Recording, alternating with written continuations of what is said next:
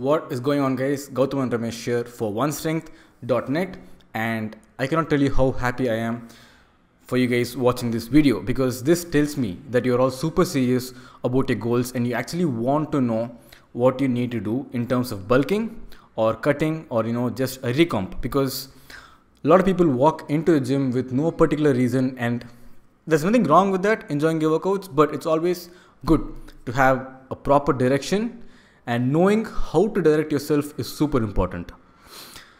So let's begin the video and talk about what it is that you need to do when you go to the gym in terms of bulking or cutting, and how do we actually find this out, right? Because this is the biggest confusion, and this is one of the biggest questions that I always receive on my Instagram or any of my social media platforms is, I'll send you a picture, please tell me if you have to bulk or cut, or should I stay on a recomp? So let's answer this question right now.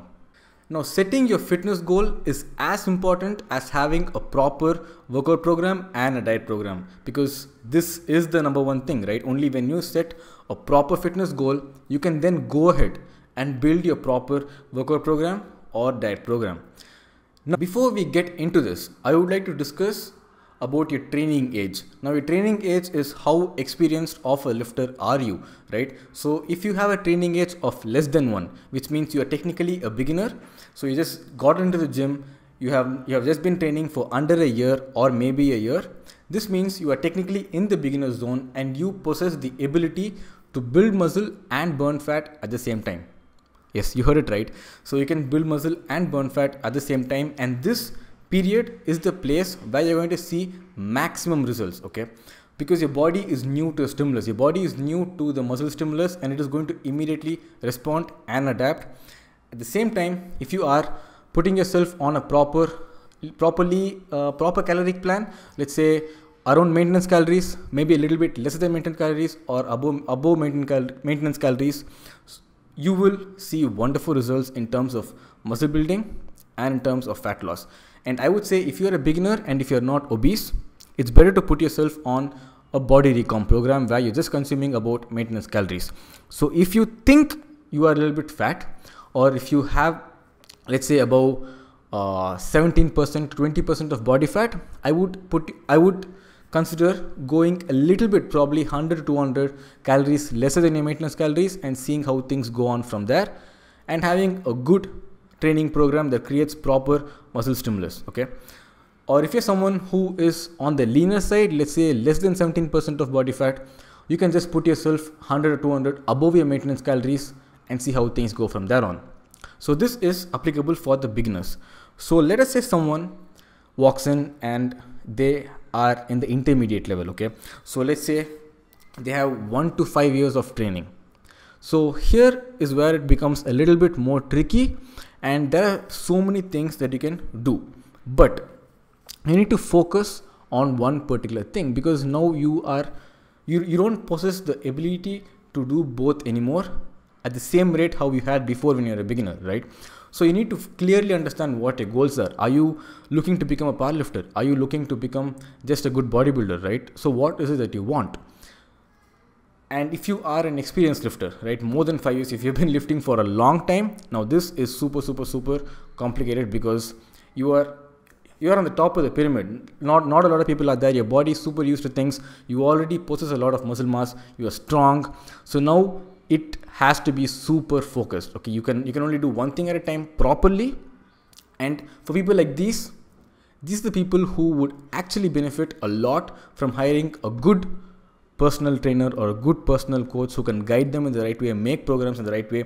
Because when you are an experienced lifter, everything matters, right? We know how Derek Helms' muscle and strength pyramid goes. So the top of the pyramid also matters. Your nutrient timing matters. What supplement you use actually matters a lot, and how your training program is made actually matters a lot. So if you're an experienced lifter, there's a lot of science that goes into it, and I would highly suggest you guys to do the proper research required, or hire someone who has done it for you. So now let's actually get into what I would consider a benchmark to separate yourself from bulking and cutting, and how to do that, right? Body fat percentage. Now for me, this is the one place where your body fat percentage actually comes into play. Now I'm not going to cite the research here, but I will get into that, and maybe I'll make a separate video on what the research says about this. But here we're just going to go on a more general talk. Okay, so for men, if you are below 17% of body fat, I would say it is better you go for a bulk.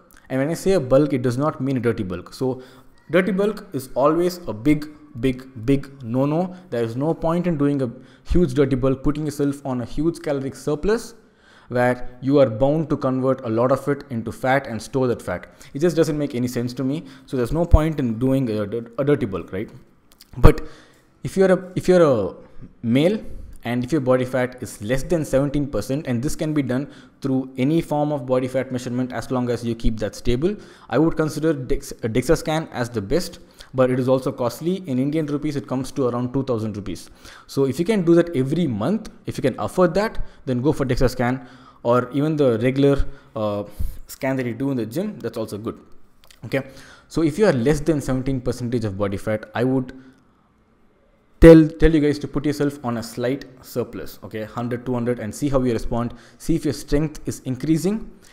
See, you should always be in a position where you put more muscle than fat. If you're on a surplus, you're anyway going to store some fat. So you should be able to put more muscle than fat, and until 17% of body fat is the range where you can actually do that, right? So put yourself on a slight surplus. Make sure you're on a very good progressive overload program. Make sure you're taking your deload week, and you're going around the program really well. Make sure you're noting down your weights, and make sure your strength is getting increased, because this is a clear indicator of you building muscle, and this should work. Okay, so now for people who are more than 17% of body fat, or let's say even 17 to 20, right, depending on which type of scanning method you're using, I would say it's better for you to do a mini cut, fall back into the 12 to 17 area, and then start bulking again, right? When I say mini cut, it's just a cut for 2 weeks. So the thing here is you are constantly staying under 20% of body fat. You're not going to shoot up, right? So if you are someone who's already above, if you're around 20 to 23% of body fat, then yeah, cutting is the key for you. Cut down to a lower body fat and then start bulking. But this is the place where you want to loiter around between 12 and 20% of body fat. So you slowly cut down, do a mini cut, come back to below 17, and then start doing a bulk again. And when you reach above 17 again, cut back. So this is a very optimal way of bulking if you are serious about this and if you do not want to gain a lot of fat.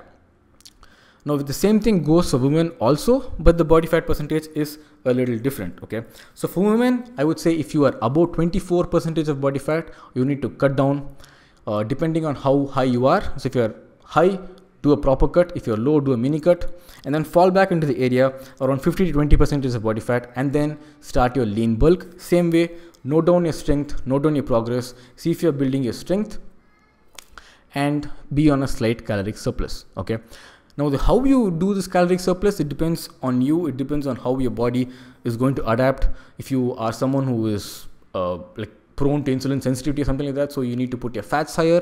If you're someone who's good in handling carbs, then you need to put your carbs higher. So all this is, again, it's going to be a separate video, but this is the key to it. Okay, so if you're serious, this is a parameter that you can follow to know if you're bulking or cutting. And also, weighing scale is very important. Make sure you always track your weight every single day to know what is happening with the previous day's meals. This way you can understand what foods you handle well and what foods you don't handle well. But in the end of the day, if you are someone who's already in shape, right, it is always better for you to stay around your maintenance calories. It's never a good idea unless you're competing or you have a very strict goal that wants you to do this, right? It's not good for you to put yourself above or too much above or too much below your maintenance calories, and stay around your maintenance calories as much as you can. Okay, now having said this, we do have a lot of free bulking and cutting programs available on www.onestrength.net. It's all for free. right? You have your meal plan, you have your workout schedule for women, men who want to build muscle, who want to lose fat, anything. It's all there. It's all for free, and it is customized to a point. So make sure you guys go and check it out, www.onestrength.net, and this is the platform where you will be able to hire me as your online personal trainer also. Thanks for watching. Make sure you guys follow me on Instagram, and I'll see you guys on the next video.